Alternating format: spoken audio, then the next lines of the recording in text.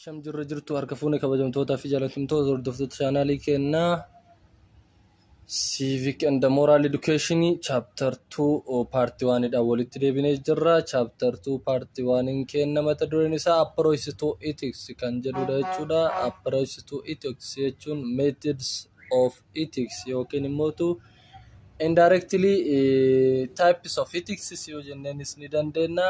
Kanaafuu gosoota ethics fi akkasumas immoo approach yookiin methodology ethics kun itti apply ta'uun kan waliin ilaallu ta'a jechuudha partii kana keessatti.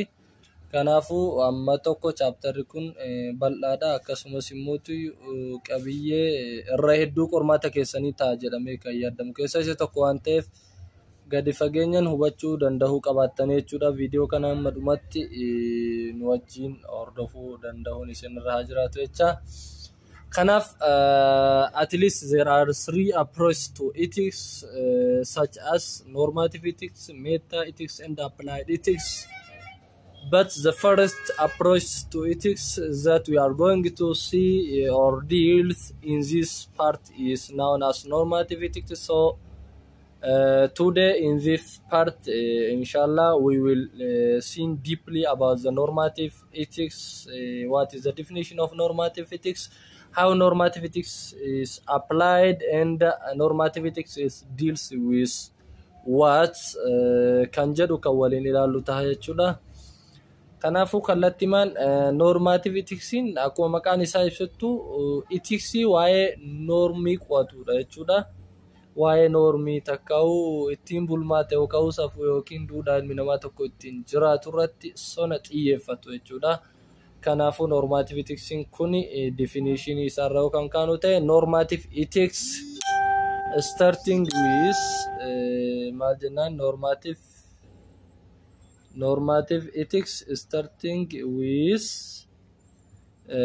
the theory of obligation and then going on to the theory of moral value and finally to the theory of non-moral value. Jennaan normative ethics kun theory wajjin eegalu qaba akkasumas immoo theory duuka deemu qaba theory irratti xumuramu qaba jechuudha.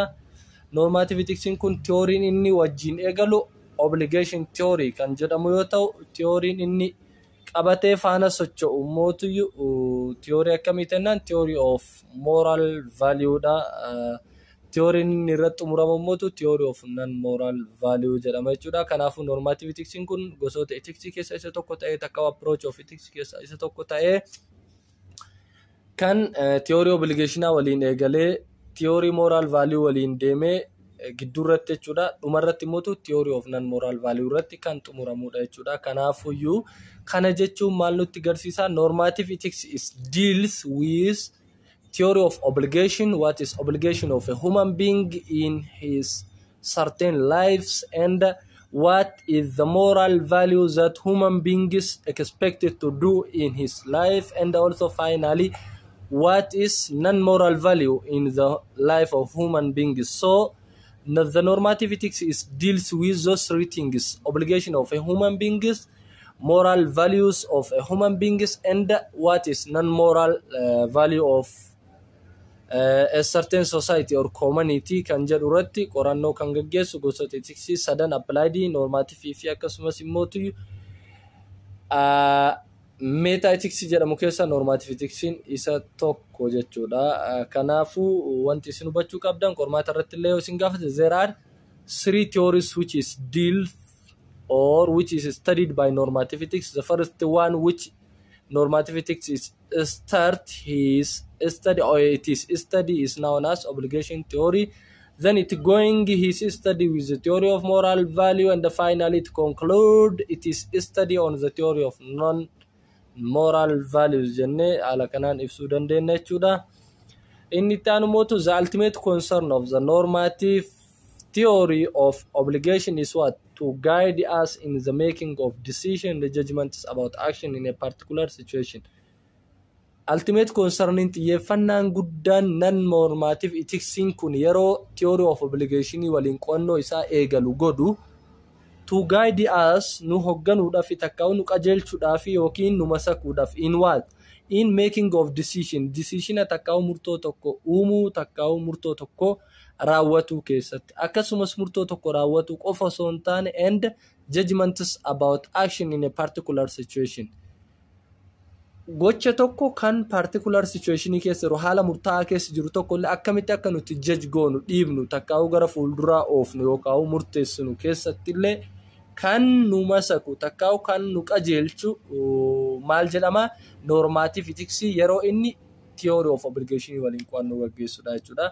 Kanaafuu salphumatti normative ethics qorannoo isaa theory of obligation wajjin eegala jechuun gaafa theory of obligation wajjin qorannoo isaa eegalu wanti inni qoratu sun takka wanti inni dalagu suni gaheen isaa maal gochuudha numa kana ilma namaa guide gochuudha qajeelchuudha maal keessatti decision ilmi namaa raawwatuu fi akkasumas immoo akkamitti ilmi namaa gocha tokko haala murtaa'aa ta'e keessatti maal gochuu danda'a raawwatuu danda'a takkaa'uu mootu sochoosuu oofuu danda'a kan jedhu yookiin murteessuu danda'a kan jedhu irratti guide nu godha jechuudha. Kanaafuu ilmi namaa gosoota ethicsii keessaa ethiksiin inni fayyadamee yeroo murtoo tokko murteessuu fi akkasumas immoo gocha tokko haala murtaa'aa ta'e keessatti raawwatu yoo barbaade akka ilmi namaa sun raawwatu ka isa qajeelchu guidein inni fayyadamu qajeelchi inni fayyadamu maal jedhama normative ethics jedhama. Normative ethics maal gargaaramuudhaan dhufeedha obligation theory dahoo godhachuudhaan takkaa'uu mootu dalageeffachuudhaan dhufeedha jechuudha. So a main concern of a course is what? To guide. Main concern man course normative ethics kanatu maal jedha to guide us in our capacity as agents trying to decide what we should do in this case and in that. Main concern man xiyyeeffannaan ijommaan course kanatu takkaa'u civic and moral education makana not only normative ethics but also the general course, that means civic and the moral education course. The main concern of this course is to guide us in our capacity. Nuti nu qajeelchuudha takkaa'u guide nu gochuudha maal keessatti capacity nu qabnu keessatti dandeettii nu qabnu keessatti akkam ta'uudhaan akka agentii tokko agentii takkaa'u raawwataa gocha tokko kan maal godhu trying to decide akka nuti waa wayii murteessinuuf kan nu yaalchisu what we should do. Wanti inni nu yaalchisu sun immoo capacity keenya irratti hundaa'uuf wanti inni akka murteessinuuf nu yaalchisu nu dandeessuun maal ta'uu qaba what we should do in this case. Keezii kana keessatti maal hojjechuun qaba and also in that case keezii biroo keessatti keezii kana keessatti kan hojjechuu qaba keezii kan keessatti maal hojjechuu qaba. Fakkeenyaaf keezii fuudhaa keessatti kan hojjechuu qaba keezii mootiyyuu barnoota keessatti maal raawwachuu qaba kan jedhu nutti mee guide kan nu godhu course waliigala civic and moral education jedhamudha. Particularly course san keessa mootu normative ethics dha jechuudha. Ethics keessa isa kana nu barsiisa but we went to now garuu nuti hubachuu feena takka baruu feena more than what just what we should do in situation before us jedha. Kanaafuu nuti waan tokko baruu feena maal caala more than what more than just what we should do waan nuti hojjannu caala situation tokko keessatti waan nu fuundura keenya jiru takka waan nu fuundura raawwatame baruu feena malee nuti ufii keenya waa wayii hojjechuun feenu. Kana jechuun waan hojjetame san baruu feena malee ufii keenya lafaa kaasnee waa baruun feenu. Sila normative ethics akkanaa miti akka inni nu qajeelchu. Fakkeenyaaf seenaa nama tokko qofa baruun aadaa keenya ta'uu qabu. Nuti seenaa san hojjannee argamuu qabna. Normative ethics gargaaramnee isa saniin guide ta'uudhaan isaan qajeelfamuudhaan seenaa tokko dalagnee argamuu danda'uu qabaanna malee namuma seenaa dalage kama seenan isaa nu dura dubbatame takkaa'u nama nu dura seenaa dalage san qofa waa'ee isaa baruu takkaa'u mootu dhageeffatu yookaan laaluu qofa irratti xiyyeeffatu hin qabnu jechuudha. Nutis nama san ta'uu qabna nama akka nu dura seenaa raawwate ka baruu feenu san ta'uu danda'uu qabaanna jechuudha. So we are not just agents in morality da kuna kanaafuu nuti just dhugumatti morality keessatti agentii miti akka qaamatti lakkaa'amnu takkaa'u mootu akka garee warra morality lakkaa'amnu jedha. We are also spectators nuti spectatory da akkasumas immoo advisory da instructors da judges and critics jedha nuti spectators dha yookaan immoo advisor yookaan gorsa instructor barsiisaa judge ajaja yookaan murteessaa fi akkasumas critics qeeqa dha malee morality keessatti akka agentiitti of yaannu jedha sila akkas ta'uu hin qabnu turre akka agentiitti of lakkaa'uu danda'u qabna turre malee agentii keessaa of baasuu danda'uu hin qabnu tokko nama morality apply godhu san ta'uu danda'u qabaanna still in all of these capacities our primary question in this jedha kanaafu hanga ammatti capacityin jalqaba akka gaafitti nuti kaasutti jirru maaliif nuti morality keessatti agentiin taane akkasumas maaliif nuti normative ethics fayyadamuudhaan isa san akka qajeeltetti fayyadamne nama waan tokko raawwatame waan isaa dubbatamu maaliif hin taane hanga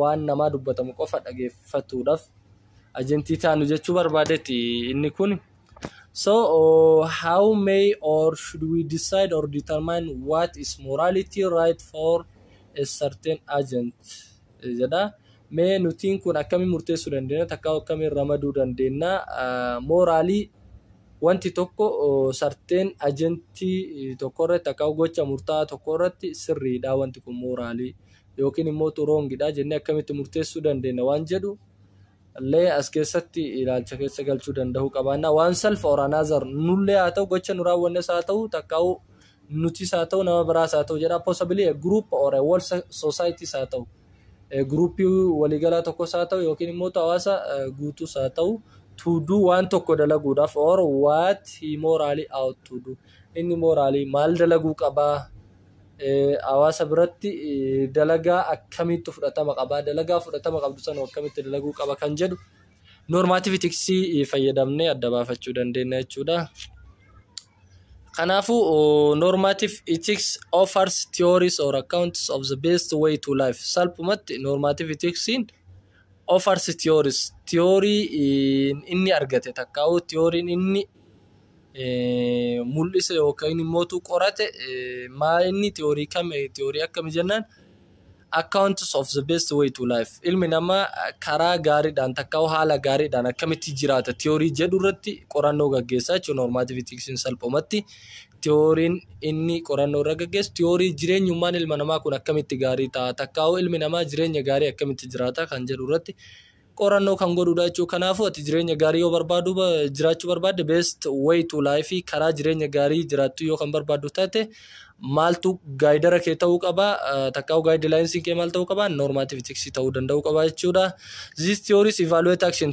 theory immoo best way to life takkaa'u normative ethics jedhamu qo'atamu kun mal evaluate godha mal madala actions in a systematic way gocha tokko gocha ati dalaydu tokko jireenya kee keessatti systematic way dhaan mal godha evaluate godha jechuudha gongora raawwattee fi raawwanne kee ni laala jechuudha takkaawni madala they may focus on outcomes kanaafu amma systematic way dhaan gocha kee akkamitti murteessee morally right dha yookaan morally wrong jedhee irraa si dhorga kan jedhu maal irratti xiyyeeffatuudhaan amma normative ethics the normative ethics may focus on what outcomes or duties or motivation as a means of what justifying human conduct gocha ilmi namaa raawwatu san kan justify godhuun kan ibsuun normative ethics kun maali gochichi irratti hundaa'uu danda'a outcomes takkaa'u result yookaan consequence gochichi hawaasni sun raawwatu irratti hundaa'uu danda'a akkasumas duty gocha san immoo duubaa wanti isa dirqe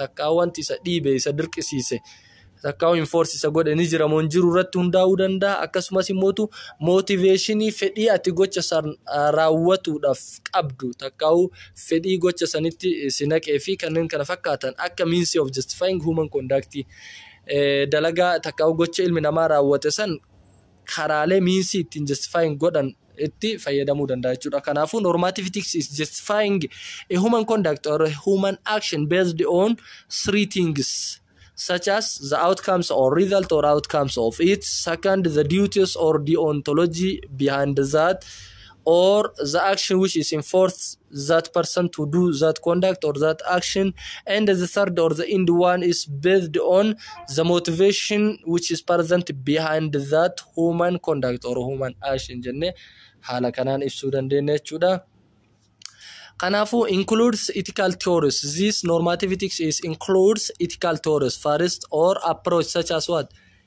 Utilitarianism, deontology, virtue ethics, principalism, narrative ethics, and feminist ethics. Kanaafuu normative ethics kunuyyuu first of all ethics can be classified into three as I told you earlier, such as meta ethics, normative ethics, and applied ethics. Then the first type of ethics that we are seeing now is normative ethics. So this normative ethics is also includes many ethical theories or approach. That means it includes subtypes of ethics such as what? The first one is utilitarianism. The second types of ethics which is included under normative ethics is deontology ethics. And the third one is virtue ethics, and the fourth one is what? Principalism. The fifth one is narrative ethics, and the sixth or the end one is feminist ethics. So those sub types of ethics which is included under what? Normative ethics. Kunniin hundi isaaniitu subtype ethics kan normative ethics jalatti qoodamanidha. Akkuma dura isin hime jalqaba ethics bakka gurguddoo sadiitti qoodame isin jedhe meta ethics, normative ethics fi applied ethics dha. Akka walii galaatti approach in ethics gurguddoo sadiin kana qoodama. Erga sanimne normative ethics deebi'ee mootu bakka gurguddoo xixiqqaa jahan kanatti qoodama. Type xixiqqaa jahan kanatti qoodama. Tokkoffaa irratti utilitarianism jedhama, inni lammaffaa deontology jedhama, inni sadaffaa virtue ethics dha, inni sadaffaan principalism dha, inni afuraffaan narrative ethics dha, inni shanaffaan immoo yookaan inni dhuma feminist ethics kan jedhamudha jechuudha. Kanaafiyyuu haala kanaan ofirraa ilaalla bakka jahan kanatti qoodama. Takka 2 3 4 5 6 jennee bakka gurguddoo jahan kanatti qoodne. So we will see those subtypes of normative ethics one by one as the following parts. So normative ethics poses questions of the following kind. Normative ethics kun gaafilee armaan gadii gosa gaafilee armaan gadii kanallee of keessatti qabatedha. The first question that posed by the normative ethics is what? Are there general principles or rules that we could follow which distinguish between right and wrong? Jedha gaafin tokkoffaan inni of jalaa qabu gaafilee normative ethics of keessa qabaachuu danda'u san keessaa gosa gaafisan keessaa gaafin tokkoffaan dambiin waliigalaa takkaa'u seerri waliigalaa ni jira. Kan nuti hordofnu maal adda baasuudhaaf gochi tokko sirriidha takkaa'u gochi tokko badaadha. Takkaa'u sirrii ta'uu fi sirrii ta'uu dhabuu gocha tokko adda baasuudhaaf dambii waliigalaa takkaa'u seerri waliigalaa nuti hordofnu ni jira gaafii jettu of keessatti qabata. Normative ethics gaafileen gosa gaafiin of keessa qabatan keessaa gaafiin tokkoffaan dambiin yookaan qajeelfamni yookiin seerri waliigalaa nuti hordofnu maal gochuudhaaf gochi tokko badaa yookaan gaarii jennee adda baasuuf nuti hordofnu yookiin nuti gargaaramnu yookiin nu qajeelchu ni jira kan jedhu gaafii tokkoffaa normative ethics of keessaa qabu kan normative ethics deebii itti kennudha jechuudha.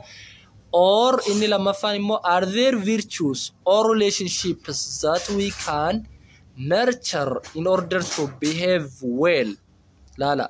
Are there virtues hamileen takkaa'u virtuun yookiin immoo relationshipin hariiroon laal carraan virtue jechuun opportunity takkaa'u chance jechuudha. Chancein yookiin immoo hariiroon that we can nurture kan nuti develop godhachuu dandeenyu takkaa'u obtain godhachuu dandeenyu guddifachuu dandeenyu gonfachuu dandeenyu ni jira maal keessatti in order to behave well. Amala gaarii mul'isuu keessatti takkaa'u mootiyyuu gaarummaadhaan amaleeffamuu keessatti relationshipin nuti horannu yookaan nuti gonfannu yookiin immoo carraan nuti gonfannu ni jira kan jedhullee one of the types of question which is posed by normative ethics and which is also responded by what? Normative ethics itself. Gaafii normative ethics mataa isaatiin deebi'uu qabudha jechuudha. Kanaafuu inni itti aanu gama gadiitti ilaalla. Type normative ethics amma isin hime san gama gadiitti ilaalla. Inni lammaffaan immoo asuma jalatti jechuudha. Maal jenne reefu waa waliin jenne jirra. Maal irratti hundaa waliin jenne normative ethics gosa itiksii keessaa isa tokko ta'ee kan gocha ilma namaa human actionii justify godhuudha.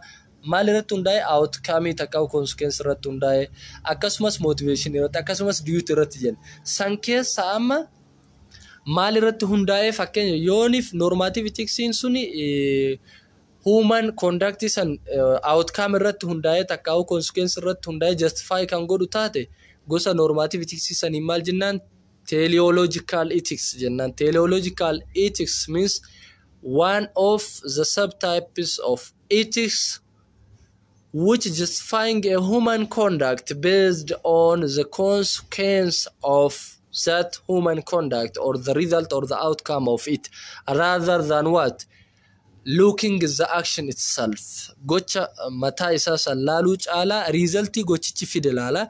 Yoo resultiin gochichaa badaa ta'e gochi kun badaadha jedhaan, yoo inni gaarii ta'e mootu gaariidha. Ammalee gochicha laaleen dhorgu gocha kamuu akka inni raawwatuuf ni ayyamaa, garuu dhuma isaa consequence isaa laalee consequence isaati waa'ee gocha sanii ibsaa jechuudha. So it is referred as the end justifies the means. Kanaafuu it is referred as teleological ethics in takka consequentialist kan jedhamu kun maal jedhame waama maal jedhanii isaa maal referred godhan maal ibsanii as the end justifies the means. Kana dhumti jalqaba wantichaa ibsaa. The end justifies the means. Indin takka xumurri justifies the means jalqaba ibsaa, xumurri jalqaba ibsaa. Kana jechuun maal jechuudha? Isaan kan laalan the teleological ethics or consequentialists are focused on the end of a certain actions or the outcome of it rather than the means of it. Whether the means of that action is bad or good, they are not care about the means of the action, but they are focused or care about the end of the action. If the end of that action is good, then totally that action is considered as what?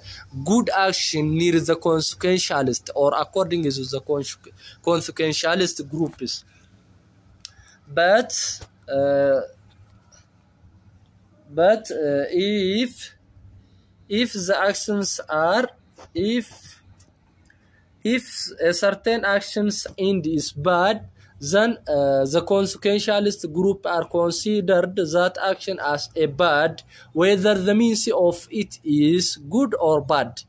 Even if the means of that action is good, if the end of that action is bad, totally they are considered that action as a bad action. That means, in generally, they are focused on the end of that action. They are not care about the means of that action. So that is what consequentialists are referred, or what consequentialist group states. It believes in purpose, ends, or goals of an action rather than the means of the actions or the action itself. Kanaafuu warri consequentialistii kun waan isaan irratti xiyyeeffatan isaan irratti hundaan dhuma gochichaati malee jalqaba gochichaati miti.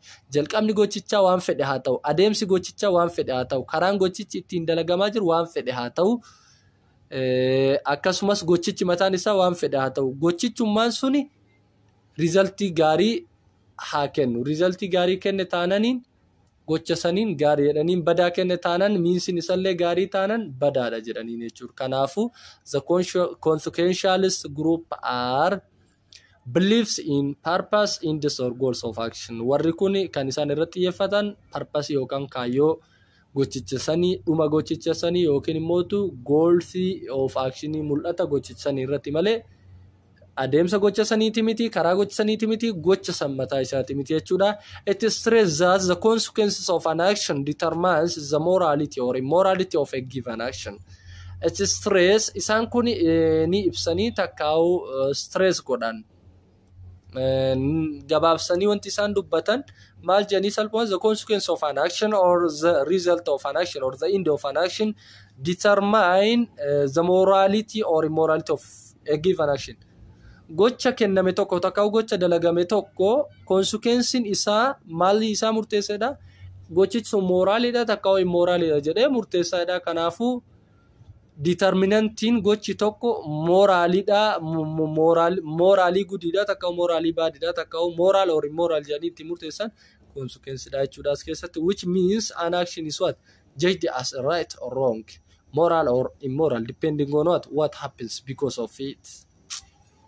Kana jechuun isaan kun maal jedhanii, which means akkana jechuun akka arma olii jenne kana jechuun actioniin tokko judged ta'anii murteeffamaadha akka gocha gaariitti takkaa'u gocha dogongoraatti yookiin gocha moraalitti takkaa'u yookiin gocha immoraalitti depending on what, depending on maal irratti hundaa'uudhaan what happens because of it, sababa inni dalagamuutiif maaltu ta'e, effectin inni fide maali, sababa wanti kun dalagameef karaa badalleen dalagamu adeemsa badalleen dalagamu sababa inni dalagameef effectin gaariin dhufe taanan effectin gaarii waan dhufeef yookaan effectin badaa waan dhufeef immoral jedhaniin, yoo effectin sababa inni dalagamuutiin immootu effectin sun gaariin ka dhufu taate gochichi sun adeemsisallee badaa ta'u maal jedhaniin moral jedhaniin yookiin immoo maal jedhaniin good jedhaniin jechuudha.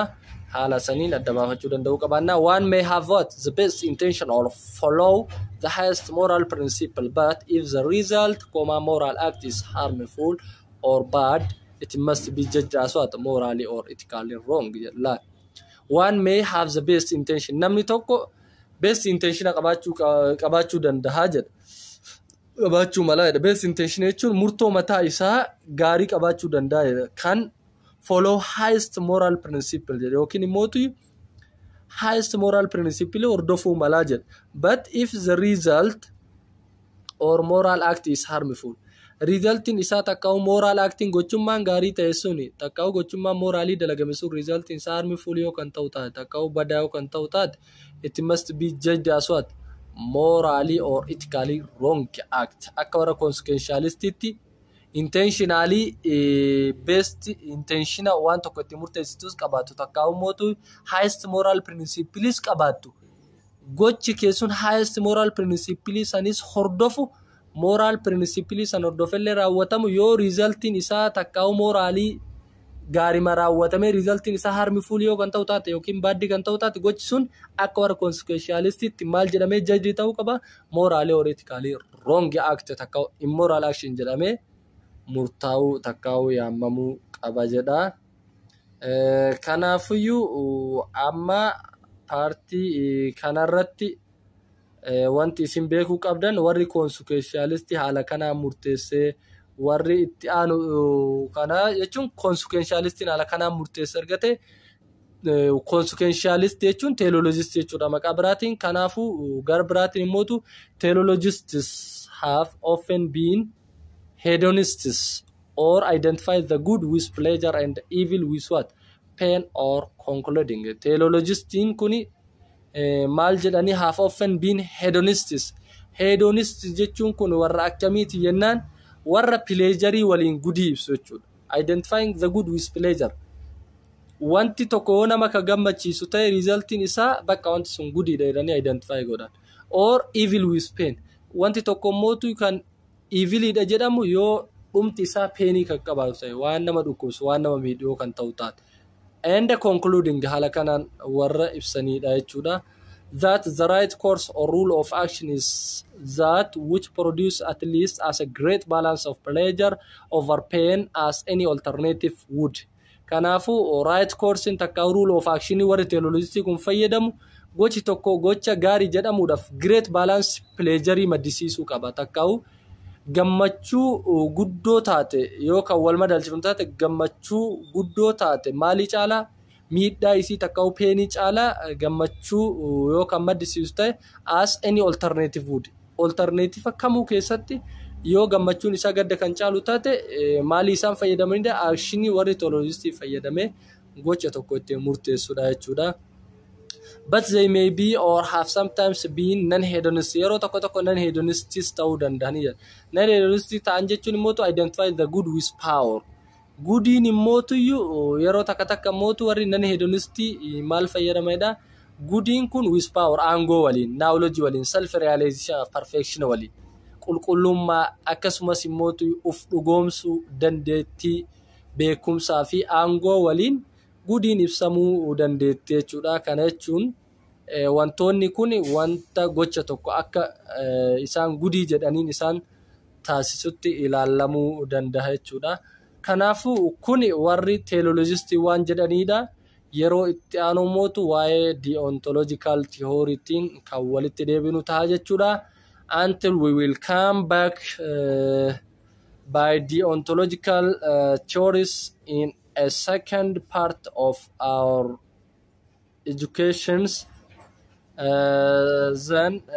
So have a nice time until that to get the second parts of your chapter 2.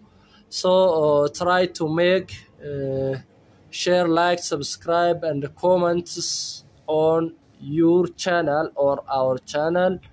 And I want to thank all of you from my bottom of